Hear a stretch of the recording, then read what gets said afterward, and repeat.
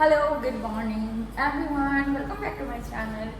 বুঝতেই পারছো চলে এসেছি, আর খুব হেক্ট্রিকভাবে এসেছি। প্রথমে একটা হোটেলে ছিলাম, সেই হোটেলটার এমন কন্ডিশন মানে আর কিছু বলার নেই। লাইক আমাদের দার্জিলিংয়ের মতন কেস হয়ে গেছিলো হোটেলটাতে, এতই বাজে আমরা বুঝতে পারিনি। হোটেলটায় ঢোকার পর মানে স্নান করা বা কিছু করে কিছু করবো, হোটেলটায় ঢুকে না লিটারালি আমার বমি পাচ্ছিল, মানে গাটা এখনো গোলাচ্ছে, সেই মানে এমন সিচুয়েশন। তারপরে আমরা যেহেতু আজকে একটা দিন থাকবো, আমরা কালকে যেহেতু সকালবেলা ব্যাক করবো, তো আমরা ঠিক করলাম যে হোটেলটা ছাড়তেই হবে, পসিবল না। কোনো রকমের চোখ নাক মুখ বন্ধ করে স্নান করেছি। এই দাদারা একটা রুম নিয়েছিল আর আমরা একটা রুম নিয়েছিলাম, মানে মা বাবা আমি। বিশ্বাস করো, ওই যা রুম নিয়েছিলাম ওই রুমে আর কিছু বলার নেই। তারপরে ওরাও তো মানে বাধ্য হয়ে মানে আর আমাদের যে মেন মালিকদের ডাকলাম, বলে দাদা কিছু করার নেই, আপনারা ছেড়ে দিলাম। বাট ওই যে বলে না যে সবুর করলে জিনিস ভালো হয়, এটা সত্যি কথা। তারপরে যে হোটেলটা পেলাম, মানে ফার্স্ট ক্লাস হোটেল, একদম খুব সুন্দর, খুব সুন্দর। আমি বলে দিচ্ছি, হোটেলের রেটটা নিল 1800 টাকা। আমরা হোটেল থেকে বেরোনোর পর দেখছিলাম যে এত সুন্দর মালা বিক্রি হচ্ছিল জবার, আর এত মোটা মোটা, তো ভাবলাম যে দুটো কিনেই নিই। দুটো মালা ওই অ্যাপ্রক্স 150 টাকা মতন পড়েছে, কিন্তু মালাগুলো এত সুন্দর, একদম তাজা ফুলের, তো আর মায়ের গলায় পরলে এত ভালো লাগবে, তাই আর কোনো দ্বিধা না করে নিয়ে নিলাম। এর আগের বার যখন এসেছিলাম অন্ধকার থাকতে থাকতেই লাইন দিয়েছিলাম, কিন্তু এবার আর সেটা হয়নি। হোটেল খোঁজার যে হেট্রিক ব্যাপারটা তোমরা তো জানোই, তো সেটা করতে করতে না এতটাই দেরি হয়ে গেছে, মোটামুটি ভোরের আলো ফুটে গেছে। তবে একটাই ভালো ব্যাপার যে আমাদের পান্ডার এখানে কোনো ব্যাপার নেই, কারণ একজনের সাথে আমরা কথা বলে এসেছি, উনি আমাদের 5টা থেকে 6টার মধ্যে ওনার দোকানে গিয়ে দাঁড়াতে বলেছে। তবে উনি এই কথাটাও বলে দিয়েছিলেন যে আজকে অনেকটা ভিড় হবে, কতটা মায়ের কাছে নিয়ে যেতে পারবে বা মায়ের সাথে কতটা আমরা সাক্ষাৎ করতে পারবো সেটা উনি বলতে পারছেন না, তবে উনি চেষ্টা করবেন। যেই দাদার সাথে কথা বলেছিলাম সেই দাদা এখনো পৌঁছায়নি, তবে এখানকার পুরোহিতের সাথে উনি কথা বলিয়ে দিয়েছেন, বলেছে এখান থেকে ডালা কিনে নিয়ে লাইন দিতে উনি সময়ে কন্ট্যাক্ট করে নেবেন। আমার শরীরটা এতটাই খারাপ, আমি যেখানে আসতে পারবো সেটাই ভাবতে পারিনি। ওষুধ খেয়ে ভাবলাম যে মা যখন ডেকে পাঠিয়েছে তখন তাকে অবমাননা করে না গিয়ে ঘরে শুয়ে থাকার থেকে বেটার মায়ের সাথে একটু সাক্ষাৎ করে আসি। ওখানে গেলে মনটা ভালো থাকবে আর শরীরটা এমনি ঠিক হয়ে যাবে, মাই সবটা দেখে নেবেন। অনেকের নামে পুজো দিতে হবে, তবে এখানে এসে না একটু মন খারাপ, কারণ বিয়ের পর প্রথমবার দুজনে মিলে জোড়ায় পুজো দেবো ঠিক করেছিলাম, কিন্তু মহারাজ তো আর আসতে পারেনি। যাই হোক, এইভাবে নিজেকে সান্ত্বনা দিই, মা যখন আবার ডেকে পাঠাবেন দুজনকে একসাথে, তখন হয়তো দুজনে একসাথে মায়ের কাছে এসে পুজো দিয়ে যেতে পারবো। যাই হোক, আমাদের ডালা নেওয়া কমপ্লিট হয়ে গেছে, এবার গিয়ে আমরা লাইন দেবো। তবে এত মারাত্মক ভিড়, কোথায় গিয়ে লাইন শেষ হবে সেটাই বুঝতে পারছি না। কিছু মানুষ তো কত সকালে যে লাইন দিয়েছে, কিছু মানুষের তো পুজো দেওয়াও কমপ্লিট হয়ে গেছে, আর এখন সবে আমরা লাইন দিচ্ছি। যেই দাদা আমাদের পুজোর দায়িত্ব নিয়েছেন উনি বললেন যে আজকে কি তোমরা আদৌ লাইন দিয়ে পুজো দিতে পারবে বলে আমার মনে হয় না, কারণ লাইন এখানে থানা ছাড়িয়ে চলে গেছে মেন রোডের ওপরে। তোমরা গিয়ে একবার চেষ্টা করে দেখো, যদি মনে হয় যে লাইন দিয়ে দাঁড়াতে পারবে তবে এখনই দাঁড়িয়ে যাও, আর যদি মনে হয় যে দাঁড়াতে পারবে না তবে 500 টাকার যে লাইনটা আছে সেখানে দাঁড়াও, 1 ঘন্টার মধ্যে হয়ে যাবে। তোমরা তো জানোই যে এখানে টাকা দিয়ে একটা লাইনের ব্যাপার থাকে আর একটা পাবলিক লাইন থাকে, তবে 500 টাকা লাইনটায় যা দেখলাম সেখানে ভিড়টা একটু কম আছে। তোমাদের সাথে গল্প করতে করতে একটু এগিয়ে গিয়ে দেখলাম যে লাইনের কোথায় শেষ সেটাই খুঁজে পেলাম না, তাই ভাবলাম সব থেকে বেটার যে এই 500 টাকা লাইনেই লাইন দিয়ে দিই। যেই দাদার কাছে আমাদের পুজোর দায়িত্ব দেওয়া হয়েছিল উনি টোকেনটা করে এনে আমাদের দিয়েছেন, আমরা আগে থেকেই লাইনে দাঁড়িয়ে গেছিলাম। আসলে টোকেনটা কিছুই নাই, মন্দির কমিটির বিভিন্ন কাজের জন্য টোকেনটা করা হয়, টোকেন না থাকলে কিন্তু আমরা কেউই ভেতরে ঢুকতে পারবো না। যাই হোক, তোমাদের সাথে গল্প করতে করতে আমাদের পুজো দেওয়া কমপ্লিট হয়ে গেছে, এবার বেরিয়েছি। ঘন্টাখানেক মতনই সময় লাগলো, খুব একটা বেশি সময় লাগলো না, তবে ওই পাবলিক লাইনে দাঁড়ালে যে আজকে কখন পুজো দিতে পারতাম তার কোনো ঠিক ঠিকানাই নেই। কেন বলছি, কালকে তো সোমবার, এবার কালকে তো ভিড়টা কম থাকতেই পারে, থাকবেই, আমরা আগের বারে তো দেখতে পেয়েছিলাম। আর যদি আমরা 3টের সময় এসে, আজকে তো এসে করেছি, কালকে 3টের সময় এসেই যদি লাইন দিয়ে দিই। 3টের সময় লাইন পাবি না, বলে বন্ধ দোকান বন্ধ, মানে আরে লাইন দিয়ে থাকে 2টো 3টের থেকে, যে যখন পারে লাইন দিয়ে দেয়। মন্দিরের গেটটা শোন, 3টা থেকে লাইন দেয়, আড়াইটা 3টা থেকে লাইন দেয়, মন্দিরের গেট খোলে 5টা। 5টায়। এবার ওই যে তুই মানে দুয়ারটা আমরা তো ট্রেন পাবো না তাহলে বিকেলে ট্রেন সেটাই তো। সকালেই তো ভালো আছে বাদল। পুজো কমপ্লিট হয়ে যাওয়ার পরে আমরা কথাবার্তা বলে ওই দাদার সাথে যে আর কি ভোগ দিয়েছে আমাদের, ভোগের জন্য যার কাছে আমরা বলেছিলাম যে ভোগ, আমরা তো দুপুরবেলা ভোগ নিয়েছি, তোমরা দেখলে হয়তো চিনতে পারবে, দাদাটা খুব পপুলারই। আর এই যে মিস্টার যার সাথে পরিচয় করিয়ে দিয়েছে, তো আমাদের ভোগের জন্য 12:30 থেকে 1টার মধ্যে ওখানে যেতে বলেছে, না 12:30 থেকে 1:45-1টার মধ্যে যেতে বলেছে। তো আমাদের কাছে কোনো উপায় ছিল না, মানে আজকে অন্যভাবে ঠাকুর দর্শন করা ছাড়া, মানে আজকে প্রচণ্ড ভিড়, এক্সট্রিম, কোথায় লাইন শেষ তার কোনো ঠিক নেই। আমরা যখন ভেবেছিলাম যে নাট মন্দির থেকে নর্মাল টোটো নিয়ে চলে যাবো, তারপরে ডিসিশন চেঞ্জ করলাম, হয়তো মাই পথ দেখালো, আর মার নির্দেশে যখন এত দূর আসা, তখন সেটা চাইবে সেটাই হবে, অপশানটা অন্য কিছু নেই। আগের বছর 8টার মধ্যেই, মানে আগের বার যখন এসেছিলাম 8টার মধ্যে শেষ হয়েছিল পুজো, এবছরও তাই 8টার মধ্যে এসে ঘুরে খেতে বসেছি। এখন বসলাম, আমি বসলাম খিচুড়ি নিয়ে, যেটা আমি খাই না, আমি তো খেয়ে নিলাম সকালবেলা, ওই এক পিস খাবো হয়তো। আর মা আর বাবার জন্য মশলা ধোসা অর্ডার করা হয়েছে, ওরা মশলা ধোসা এটা মিষ্টি খেয়ে বলছিল সবাই কচুরিটা ভালো। মিষ্টি বাবা খাবি তোরা আগে ধোসা খাচ্ছে না খাবি কচুরিটা ভালো বানিয়েছে। দারুণ খাস্তা তুই জমা খেতে পারতো বাবা খেলাম তো একটা আমার ধোসা লাগছে ভাই তোরা কেউ কচুরি নিলে আমার থেকে নিস, আমি বাকি আর 2 পিস খাবো না। এই না না আমি খাবোই না, অসম্ভব এক পিস। এরা আমাদের পরে আসতাম আমরা তোমাদের পরে না না এরা না না না না না না না আগে বলেছি ওরা দেবে না, ওদের কাছে শিডিউল করাই থাকে, বললেও হবে না। ওইটাই ভালো কিরে মিষ্টি দেবে না আমাদেরকে? তো তো গরু একটা খেতেই এসছে সেখানে। তুই বল মিষ্টি দিচ্ছে না, লুচির সাথে কি করে মিষ্টি না ছাড়া খাওয়া যায়? কোনো কাজ করে না, ঠিকঠাক করে কাজ না, একদম জিরো রেটিং দেবো। দেবার চর না গো, আমি মানে ওইসব তো খাই না, তাই সকালবেলা একটু মিষ্টি দই নিলাম। আই ডোন্ট নো মিষ্টি দইটা কেমন, ভালো খেতে ভালো খেতে এখানে কিন্তু ভালো দেখি ভাই, ভালো খেতে। অল্প টাইম বেশি দই বেশি ভালো লাগে না। আরে আমিও খাই না, কিন্তু খেয়ে দেখ ভালো খেতে। খেলেই না তো কিছু, মামা খেলেই না তো। আমার ওরকমই নিজের কাজটা পরিষ্কার আছে।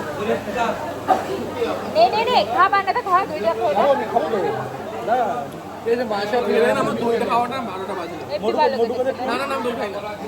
মিষ্টিটা মিষ্টি খাবে। হ্যাঁ কিন্তু কোনো কাজ টেন্ডেন্সি হচ্ছে আগে খেয়ে নি, আগে পেটে ঢুকাই। বাবা ভালো ল্যাংচাটা, সত্যি করে ল্যাংচা লংচা বলছে, ল্যাংচা, ল্যাংচা। বলছে লংচা ভালো খেতে ল্যাংচাটা। ও নাকি মিষ্টি ছাড়া লুচি খেতে পারছিল না। এ বড়দিদি বলেছিল ভাই পরে খাস ল্যাংচা, আর আমার ল্যাংচাই খাওয়া হলো না। আর মায়ের জন্য না হচ্ছে রসগোল্লা, আর বাবাও রসগোল্লা খেলো, একটা অপশন নেই, খেতেই হয়েছে আজকে। এখন বাজে 1:45 মতন, আর এখন এসছি আমরা মন্দিরে ভোগ নিতে। তবে এইরকমভাবে তারাপীঠে আমি কোনো দিন দেখিনি। প্রত্যেকটা মানুষ শুধু একটু প্রসাদ খাওয়ার জন্য এই মন্দির চত্বরের মধ্যেই বসে পড়েছে, মায়ের একটু প্রসাদ নিজে খাবে বলে। যেখানে রান্না করাও হয়ে গেছে প্রসাদ, সমস্ত ডেচকিতে সাজানোও আছে, শুধু ভক্তদের মধ্যে বিলিয়ে দেওয়ার অপেক্ষা। আমি মোটামুটি 2-3 বার তারাপীঠে এসেছি, কিন্তু এত সুন্দর দৃশ্য বিশ্বাস করো কোনো দিন দেখিনি। চোখটা যেন জুড়িয়ে যাচ্ছে। এসব দেখলে মনে হয় চোখ সার্থকের জন্য সত্যি ভাগ্যের দরকার। ভাগ্য ছাড়া আর মায়ের ডাক ছাড়া এটা কখনো সম্ভব নয়। শয়ে ভক্তরা শুধু একটু মায়ের প্রসাদ গ্রহণ করব দেখে এই মন্দির চত্বরেই বসে পড়েছে। তবে এবার দাদার দয়ায় আমাদের একটু সৌভাগ্যই হয়েছে বলতে পারো যে কোনোদিনও তো তারাপীঠে এসে মায়ের মেইন প্রসাদ মানে ভোগের প্রসাদ তো পাই না। এবছর দাদা আমাদের যিনি পুরোহিত পুজোর দায়িত্ব নিয়েছেন তার সাথে আগে থেকেই কথা বলে নিয়েছেন, উনি আমাদের জন্য মায়ের কাছে একটা ভোগ চড়িয়েছেন। মায়ের তো ভোগের একটা নির্দিষ্ট সময়সীমা আছে, সেই ভোগ চড়ানো হয়ে গেলে সেই ভোগটা আমাদের হাতে তুলে দেওয়া হবে, তারপর আমরা সবাই মিলে সেটা ভাগযোগ করে খাবো। আমি বলো না, এই ভোগ দর্শন বা মায়ের সামনে অর্পণ করা ভোগ সেটা সবাই মিলে খাওয়া, এর থেকে ভালো কিছু কি আর হতে পারে। এই মায়ের ভোগ হয়ে গেছে, তবে আমার এই ব্যাপারটা প্রথম দেখা যে মায়ের ভোগ এরকম কন্টেনারে বিক্রি করা হয়। মন্দির কমিটির তরফ থেকেও তো কিছুটা ভোগ চড়ানো হয় মায়ের সামনে, সেই ভোগটাই পুরোহিতরা কন্টেনারে করে ও অল্প পয়সার বিনিময়ে বিক্রি করেন। যাই হোক চলো আমরা যাই, ভেতরে গিয়ে একটু রেস্টও নেবো আর খাওয়া দাওয়া করি। মায়ের প্রসাদ আর তর সইছে না। আমরা ভোগ নিয়ে বাড়িতে আসলাম, আবার খাবো, থালা গ্লাস সমস্ত নিয়ে এসেছি। এখানকার নর্মাল রুমগুলো না সকালবেলা ফাঁকা হয়ে গেছে দেখলাম, মানে এমনি নর্মাল যে রুমগুলো। আমরা ডিসাইড করেছি এবার আসলে এখানেই থাকবো, মানে থাকার জন্য একটা রিল্যাক্সের ব্যাপার দরকার, সেটা এই কমফোর্টেবল রুম একদম আগে থেকেই বুক করে চলে আসবো, কারণ রুমগুলো ভালো, তাই না? বেকার এসে রুম দেখো যে কোনো ব্যাপার থাকবে না। চলো খাবো শান্তি করে, মায়ের ভোগ দর্শন থেকে শুরু করে সব হয়ে গেছে। চলো চলে এসছি।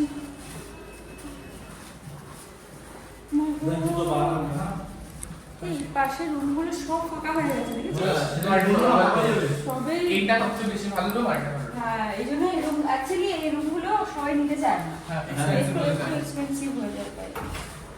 কি ওরা দরজা বন্ধ করেনি নাকি?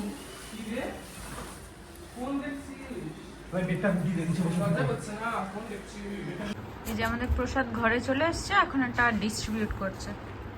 মা আমাকে কিন্তু এই যে এইসব দেবে না, মাথা পুরো একটা গোটা মাথা আমাকে দিও না, সবাইকে একটু দিও। সবাই খেতে দিবি, আমি তো খাবো।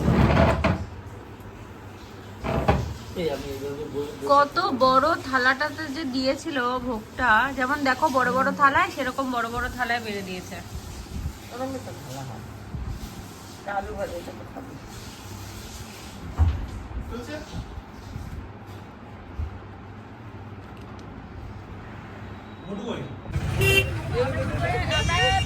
এখন আবার বেরোলাম একটু সাইড সিন করতে, কারণ আমরা মানে তারাপীঠ এসে কোনোদিনও সাইড সিন করা এরকম কিছু করিনি, পুজো দিয়েছি চলে গেছি এরকম।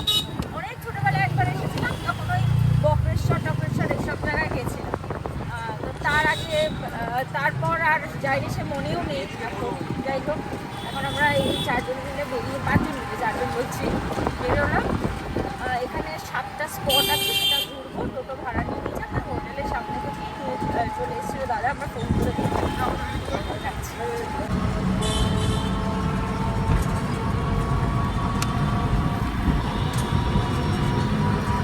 পাহাড় দেখতে ইচ্ছে করছে।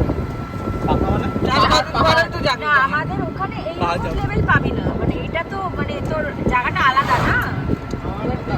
হ্যাঁ সুন্দর, ছোট করে ঘুরলেও ভালো লাগে। ওয়েদারটা সুন্দর। কিছু না, শুধু তুই যদি করিস নর্মাল, সেটা ভালো লাগে না। চারিদিকটা কি অপূর্ব যে সুন্দর, সবুজে ঘেরা, কি যে মারাত্মক সুন্দর লাগছে সেটা বলে প্রকাশ করা যাবে না।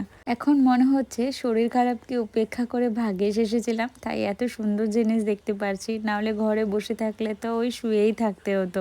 কোথাও মাইলকে মাইল সবুজ ধান, কোথাও বা পাকা ধান মাইলকে মাইল, কি যে অপূর্ব সুন্দর লাগছে দেখতে। কোথাও বা আবার পুকুর ভর্তি জল, সেখানে ছোট ছোট পুচকু পুচকু বাচ্চাগুলো খেলা করছে, কি যে লাগছে সুন্দর দেখতে। আমরা ছোটবেলায় ঠিক যেমন সিনারি আঁকতাম, এই দুদিকে গাছ, মাঝখানে পুকুর, বাড়ি, মাঠ, সমস্ত কিছু যেন সুন্দর ছবির মতন দেখতে লাগছে। চলো আমরা একটা মন্দিরে পৌঁছে গেছি। এখানকার না প্রত্যেকটা মন্দিরে একটাই ব্যাপার যে ভেতরে কোনো ফটোগ্রাফি অ্যালাউ নয়। তবে এতবার এইসব জায়গায় এসেছি, সত্যি এইসব জিনিসপত্রগুলো একদমই প্রথম। মন্দিরগুলো নতুন নতুনই হয়েছে। আসলে তারাপীঠে তো বিভিন্ন জায়গার থেকে প্রচুর ভক্তরা আসে, তাই এখানে এখন প্রচুর আশেপাশে মন্দির ঘোরার জায়গা তৈরি হয়ে গেছে। একদিনের জন্য বলা যেতে পারে এই শনি রবিবার ছুটি থাকলে টুক করে এসে মায়ের দর্শনও হয়ে যায়, আশেপাশের মন্দিরগুলোও ঘোরা হয়ে যায়। একদিনের একটু হাওয়া বদলের একদম সেরা ঠিকানা হয়ে গেছে বলতে পারো। ভেতরটা দেখো, মন্দিরটার এত সুন্দরভাবে সাজানো, আর কত মানুষজন যে দেখতে আসছে। দেখেই মনে হচ্ছে যে মন্দিরটা খুব বেশি দিনের তৈরি না, এখনো পর্যন্ত পুরো তৈরি হয়েও ওঠেনি, কিন্তু পরিপাটি নিখুঁতভাবে মন্দিরটা সাজানো। আর সব থেকে ভালো কি জানো, মন্দিরটা এত নিট অ্যান্ড ক্লিন, এত ভালো লাগছে, মনে হয় এখানে এসেই চুপচাপ বসে থাকি। তারাপীঠের মন্দিরের বাইরেই বিভিন্ন লোকজন ওই হাতে লিফলেট নিয়ে দাঁড়িয়েই থাকেন, ওনাদের সাথে কন্ট্যাক্ট করে নিলেই এই মন্দিরগুলোতে ঘুরতে আসা যাবে। আমরা মন্দির থেকে বেরোনোর সময় 2-3 জনের এরকম নাম্বার নিয়ে নিয়েছিলাম। ঘরে প্রসাদ খেয়ে রেস্ট নিয়ে আমাদের সময় মতন দাদাকে ফোন করে দিয়েছিলাম, টোটো দাদা আমাদের হোটেলের নিচে চলে এসেছিল। 7টা মতন স্পট ওরা ঘুরে দেখাবে এটাই বলে, একটু টোটো কাকুদের সাথে বার্গেনিং করে নিতে হবে। আমরা ওই 5 জন মতন রয়েছি, 300 টাকা আমাদের থেকে নিয়েছে। প্রথমে 400 টাকা বলছিল, একটু বার্গেনিং করায় ওই 300 টাকায় রাজি হয়ে গেছে। তবে বিশ্বাস করো, পুজো দেওয়ার পর এই মন্দিরগুলোতে এসে একটু ঘুরতে কি যে ভালো লাগছে, যদি না আসতাম সত্যিই মিস করতাম। প্রত্যেকটা মন্দির এত নিখুঁতভাবে সাজানো, কি বলবো। প্রথমে যেন পুজো দেওয়ার পর আমরা একটু টায়ার্ডই হয়ে গেছিলাম, ভেবেছিলাম সারা রাত তো জাগা, তাই এখানে এসে আর ঘোরাঘুরি করব না, একটু রেস্ট নেব। তারপর ভাবলাম যে বাড়িতেও তো রেস্ট নিতেই পারি, আসলাম যখন একটু ভালো করে ঘুরেই দেখি। আশেপাশটা এসে ঘুরে না দেখলে সত্যিই মিস করতাম, এত সুন্দর জায়গা। আমরা লস্যি নিলাম একটুখানি, কারণ আর গলা চলছে না, তবে ঠান্ডা না খাওয়াই উচিত, কাশি হচ্ছে খুব।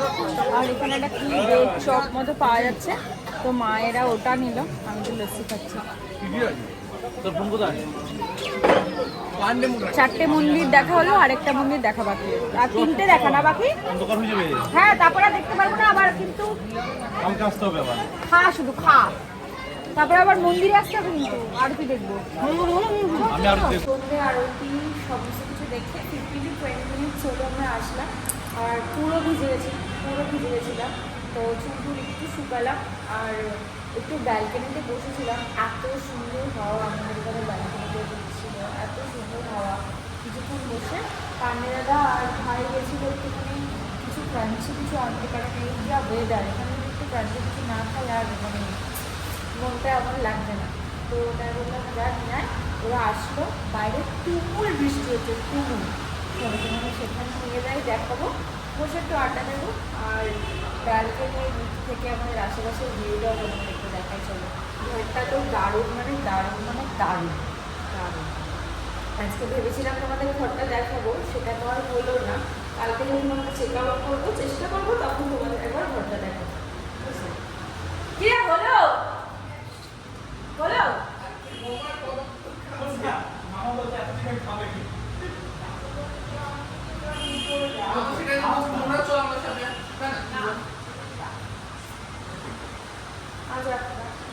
ভাই একটু জল নিয়ে আসবি তো।